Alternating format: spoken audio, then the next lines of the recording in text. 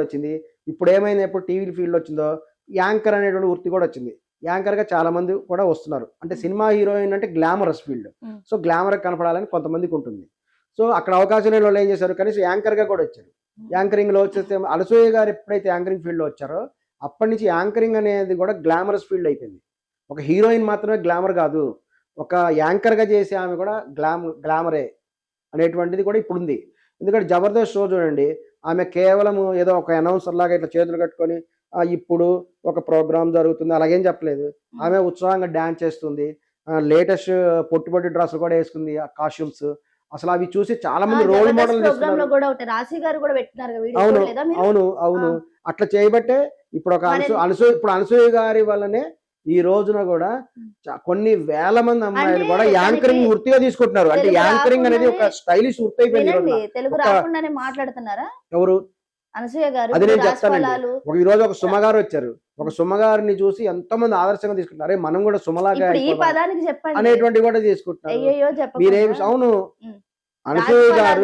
అనసూయ గారు ఒక stylish anchor గా ఉన్నారు.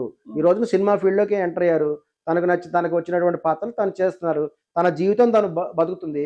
మరి ఎందుకు రాశి గారు హట్ అయ్యారు? హట్ అయ్యి రాశి గారు హట్ అవడానికి అసలు అవకాశమే లేదు. మరి ఎందుకంటే కొంతమంది కూడా రాబందులు ఆమెని ఎంకరేజ్ చేసి అలా పుష్ చేశారు. ఆ రోజు జరిగిన సంఘటన ఏంటంటే, ఒక డిస్కషన్ జబర్దస్త్ అనేది ఒక కామెడీ షో. నార్త్ ఇండియాలో ఇప్పుడు కపిల్ శర్మ షో ఇలా ఉంటాయి. అంటే దానికి కూడా హద్దు ఉంటది. అమ్మాయిని ఎట్లా మాట్లాడారో దానికి హద్దు ఉంటది. అమ్మాయిని ఎక్కడ అనలేదు, అమ్మాయిని ఎక్కడ అనలేదు. మరి రాశి గారి ఫలాలు అంటే దానికి నాకు చెప్తారా? అవునండి, రాశి గారి ఫలాలు అంటే వాళ్ళు చెప్పదలుచుకుంది ఏంటంటే, రాసులు, నక్షత్రాలు, తిథులు అని కొన్ని ఉంటాయి.